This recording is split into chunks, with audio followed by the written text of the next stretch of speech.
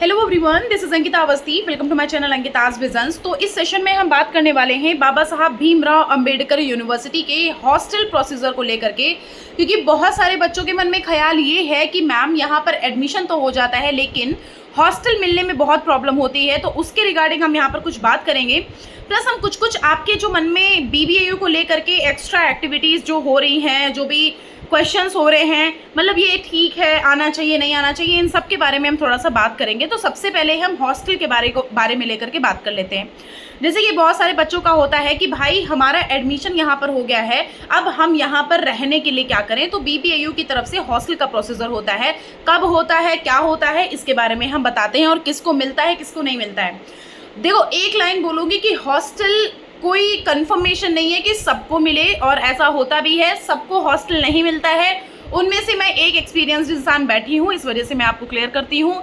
यहाँ पर ऐसा होता है कि जब आपको एडमिशन प्रोसीजर पूरा कंप्लीट कर लेते हो, आप फर्स्ट या सेकंड मेरिट लिस्ट में आपका नाम आया है, तब जाकर के कहीं अगर यहाँ पर हॉस्टल मिला तो मिला, अदरवाइज आपको हॉस्टल बहुत रेयर होता है जो मिल जाए। किस्मत अच्छी होती है, मतलब मार्क्स अच्छे होते हैं, डिस्टेंस अच्छा होता है, तो आपको यहाँ पर एडमिशन मिल जाता है हॉस्टल में। लेकिन अगर मार्क्स मतलब मेरिट के अकॉर्डिंग अगर मार्क्स ठीक नहीं हुए, मतलब मेरिट लिस्ट फर्स्ट या सेकेंड में आपका मार्क्स नहीं आया, नाम नहीं आया, तो फिर आपको थोड़ा सा किल्लत करनी पड़ती है हॉस्टल मिलने में। किसी किसी को होता है कि भाग दौड़ करके उनको हॉस्टल मिल जाता है, लेकिन कोई कोई का होता है कि हॉस्टल मिलने में बहुत ज़्यादा प्रॉब्लम होती है। तो इस वजह से बहुत सारे बच्चों को क्या करना होता है उसके बारे में हम बताते हैं। तो देखो, जब यहाँ पर आपकी मेरिट लिस्ट फर्स्ट है, मेरिट लिस्ट सेकेंड है, मेरिट लिस्ट थर्ड है, कभी कभी फिफ्थ और सिक्स तक की मेरिट लिस्ट आ जाती है यहाँ पर, और जब ये लिस्ट आ जाती है उसके बाद आपका यहाँ पर हॉस्टल प्रोसीजर शुरू होता है।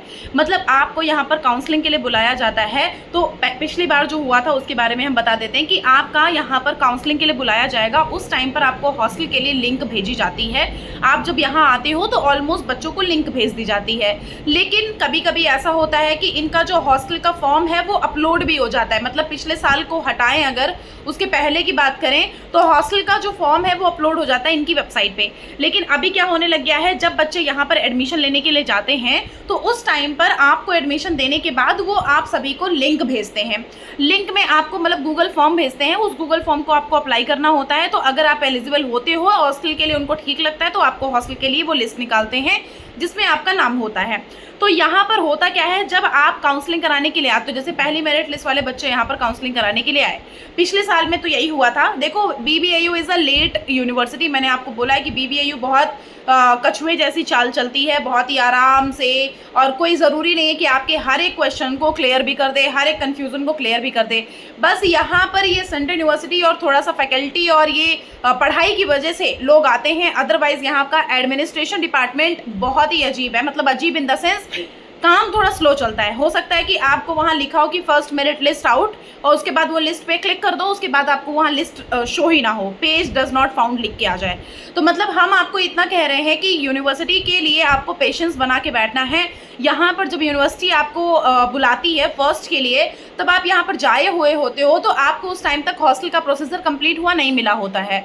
आपको क्या करना होता है, आप जब वहाँ जाते हो तो आपको यहाँ पर गेस्ट हाउस लेना पड़ता है। मतलब कि आप वहाँ जब यूनिवर्सिटी जाते हो तो आपका एक स्टूडेंट गेस्ट हाउस होता है और एक नॉर्मल गेस्ट हाउस होता है, जिसमें मतलब गेस्ट वगैरह आकर के रुकते हैं। तो स्टूडेंट गेस्ट हाउस का मतलब जो हॉस्टल वाले बच्चे होते हैं, हॉस्टल का जो गेस्ट हाउस मिलता है वो 150 रुपीज़ का मिलता है। एक गेस्ट हाउस है जो कि मतलब 800 900 या 1000 1200 का मिलता है, वो मेन गेस्ट हाउस है। हॉस्टल के गेस्ट हाउस को ले सकते हो, उसको मतलब आपका आराम से ईजिली आप 150 रुपीज़ अफोर्ड करके वहाँ पर रह सकते हो। डॉर्मेट्री के लिए भी यहाँ पर सुविधा है कि अगर आप वहाँ पर जा रहे हो, आपको तब तक हॉस्टल नहीं मिला है या कोई रूम नहीं मिला है, तो आपको वहाँ पर डॉर्मेट्री दे दिया जाता है जिसमें कई सारे बच्चे होते हैं। वहाँ पर आप रुक करके आपको हॉस्टल का इंतज़ार करना होता है। फिर जब हॉस्टल खाली होता है, फिर धीरे धीरे कर करके बच्चों को शिफ्ट कर दिया जाता है। ऐसा होता है। सो बेसिकली ये रहा हमारा हॉस्टल का। लेकिन अब हम बताते हैं कि हॉस्टल मिलता किसको है किसका नहीं। फर्स्ट लिस्ट या second merit list, that's it. उसके बाद बहुत सारे बच्चों को मिलता भी है, बहुत सारे बच्चों को नहीं मिलता है। ज़्यादातर SC वाले बच्चों को मिल जाता है। ऐसा भी नहीं है कि मतलब जनरल वालों को सबको नहीं मिलता है, कुछ सारे जनरल वालों को भी मिलता है, लेकिन SC वाले बच्चों को ज़्यादातर मिल जाता है। ऐसा मैंने देखा है, जो मैंने देखा इसलिए मैं आपको बता रही हूँ।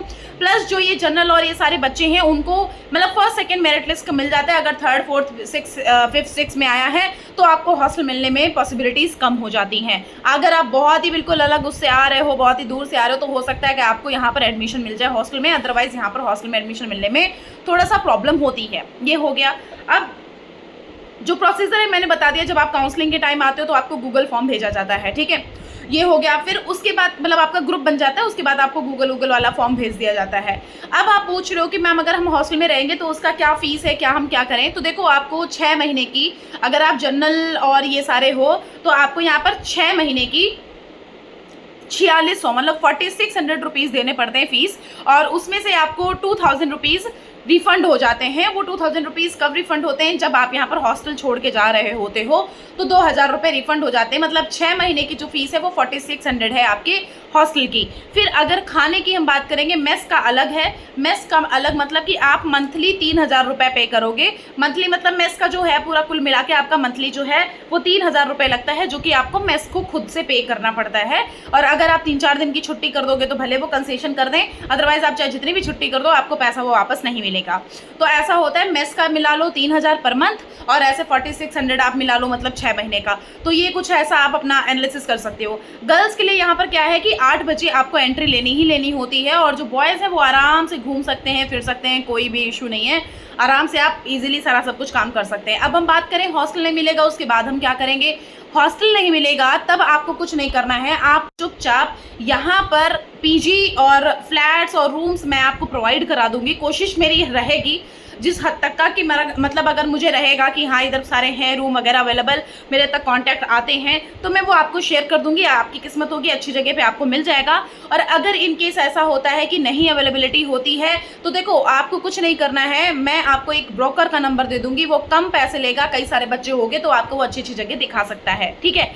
तो मतलब पीजी, जैसे कि एक माधव पीजी गर्ल्स के लिए बहुत अच्छा है, जिसके बारे में मैंने कल एक टेलीग्राम पर वो फोटोज़ वगैरह भी शेयर करी थी, उसके जो मेन गर्ल्स हैं उनके लिए। तो मतलब वो बहुत अच्छा है, वहाँ का मतलब एटमॉस्फेयर वगैरह काफ़ी अच्छा है, वहाँ पे सेटिस्फाइंग रहा है सारा सब कुछ, तो इसलिए मैं आपको बता रही हूँ। एक बार देख लीजिएगा, माधव पीजी करके है। तो अगर ये हॉस्टल नहीं मिलता तो उसके बाद का बात है। फिर आप सभी को हम ये बोलेंगे कि आपको बीबीएयू में एडमिशन लेना है या नहीं लेना है। देखो, प्लेसमेंट की अगर हम बात करें तो प्लेसमेंट कभी कभार अच्छा आ जाता है, कभी कभार आता है तो बहुत नॉर्मल आता है, ठीक है। और अगर आप सोच रहे हो कि मैम हम यहाँ पर लें या ना लें, तो अगर आपको दिल्ली यूनिवर्सिटी, बीएचयू, हैदराबाद, पांडिचेरी, तेजपुर, राजस्थान, हरियाणा इनमें नहीं मिल रहा है, तब आप आकर के यहाँ पर एडमिशन ले सकते हो। ये चीज़ मैंने आपको क्लियर कर दी। लखनऊ यूनिवर्सिटी आपकी स्टेट यूनिवर्सिटी है, उसको भी मैं काउंट करूँगी कि वो भी आपको अगर नहीं मिल रही है तब आप यहाँ पर आकर के पार्टिसिपेट कर सकते हो। लखनऊ यूनिवर्सिटी का खुद का एंट्रेंस एग्जाम होता है, अगर आप CUET नहीं दिए हैं तो आप वो वाला एप्लीकेशन फॉर्म फिल करके एग्जाम दे सकते हैं, ठीक है। सो बेसिकली ये सारी चीज़ें हैं, आप लोग क्लियर कर लीजिएगा, आप लोग सोच लीजिएगा, समझ लीजिएगा। BBAU में पढ़ाई किसी किसी डिपार्टमेंट में बहुत अच्छी होती है, किसी किसी डिपार्टमेंट में नॉर्मली आपका सिलेबस भी कंप्लीट होता है। सो ऐसी चीज़ें हैं, आपको क्लियर कट मैंने बता दिया है। लाइब्रेरी बहुत अच्छा है, इन्वायरमेंट बहुत अच्छा है, मतलब हर एक चीज़ यहाँ की बहुत अच्छी है। मैंने आपको बता दिया प्रोग्राम में पढ़ोगे क्या, कैसे क्या होगा, इन सब का। आपको कहीं और चांस नहीं मिल रहा है तब आकर के यहाँ पर एडमिशन लो, अगर कहीं और चांस मिल रहा है तो आपको यहाँ पर एडमिशन लेने की ज़रूरत नहीं है। आपको हॉस्टल कैसे मिलेगा, हॉस्टल के बारे में मैंने आपको मतलब कहीं और चांस इन द सेंस जो मैंने यूनिवर्सिटीज़ गिनाई है, Delhi university, BHU, HCU, Pondicherry, Tezpur, Rajasthan, Haryana और ये साउथ बिहार, पंजाब, इन सब जैसी यूनिवर्सिटीज़ में ना मिले तब आप आकर के यहाँ पर ले सकते हो। हॉस्टल का प्रोसीजर मैंने बता दिया है। नेक्स्ट वीडियो हमारा 0 फीस पे रहेगा। जो SC ST वाले बच्चे हैं उनको 0 फीस पर एडमिशन मिल जाता है, तो उसके रिगार्डिंग एक अलग से वीडियो बन जाएगा, तो आप उसके लिए परेशान मत होइएगा। तो मुझे लगता है हर एक चीज़ यहाँ से क्लियर हो गई है। अगर कोई कन्फ्यूजन दिक्कत है तो आप हमारे कमेंट बॉक्स में कमेंट करिएगा। प्लस बच्चों, आप लोगों का एडमिशन को लेकर के अगर कोई समस्या हो, अगर नहीं समझ आ रहा है, देखो एक फ्यूचर का सवाल है, आपके एडमिशन का सवाल है, अगर कोई अच्छी जगह पे एडमिशन नहीं हुआ ना तो आप झेल जाओगे। तो इसके लिए पर्सनल गाइडेंस ले सकते हो। पर्सनल गाइडेंस के लिए मैंने डिस्क्रिप्शन बॉक्स में एक मैसेज को पिन कर रखा है, आप वहां पर जाओ, मुझे इंस्टाग्राम पर मैसेज कर दो। इंस्टाग्राम पर मेरी आईडी है अंकिताज विजन्स के नाम से ही। और अगर आपको इंस्टाग्राम नहीं अवेलेबल लगता है, अगर वो है नहीं आपके पास, तो आप मुझे मेल कर सकते हो ankita2016@gmail.com। अंकिता ANKITA और अवस्थी AWASTHI 2016 मतलब सन 2016 @gmail.com। यहाँ पर आप मैसेज कर सकते हो कि मैम पर्सनल गाइडेंस चाहिए। आपको मैंने प्रॉपर तरह से डिस्क्रिप्शन बॉक्स में लिख रखा है। छोटा सा अमाउंट है 50, 100, 199। आपको थ्रू आउट एडमिशन प्रोसेस मतलब 15 दिन का होता है कि 15 दिन बाद आपका नंबर हटा देती हूँ मैं। 15 दिन तक का आपका मैं गाइडेंस लेती हूँ। बहुत रेयर ही होता है वैसे, लेकिन 15 दिन तक का आपका मैं गाइडेंस दे करके उसके बाद हट जाता है। आप अगर चाहते हो तो 100 या फिर 199 का रिचार्ज करा करके आप प्रॉपर तरह से जब मन हो कॉल करके आप क्लियर कट चीज़ों को पूछ सकते हो। तो ये हर एक चीज़ हुई। मैं कुछ बच्चों का एडमिशन करा सकती हूँ, सबका मैंने वो नहीं लिया है, लेकिन हाँ इतनी सी चीज़ें हैं, मैंने आपको बता दिया है। अब आप सोच लो, समझ लो, हर एक चीज़ को क्लियर कर लो। अगर कोई डाउट, कोई समस्या, कोई दिक्कत होती है कमेंट बॉक्स में कमेंट कर देना। अगर आपको पर्सनल गाइडेंस चाहिए तो आप कमेंट बॉक्स में यस मैम पर्सनल गाइडेंस चाहिए इसके बारे में आप यस लिख सकते हो। हर एक चीज़ आपको मैं क्लियर कर दूंगी। बड़ी बहन, छोटी बहन, जो समझना है समझ के आराम से आप मुझसे हेल्प ले सकते हो। Thank you so much. Channel पे बने रहना क्योंकि अभी बहुत सारे वीडियोस हम अपलोड करने वाले हैं BBAU के रिगार्डिंग प्लस हर एक यूनिवर्सिटी के regarding. Thank you so much.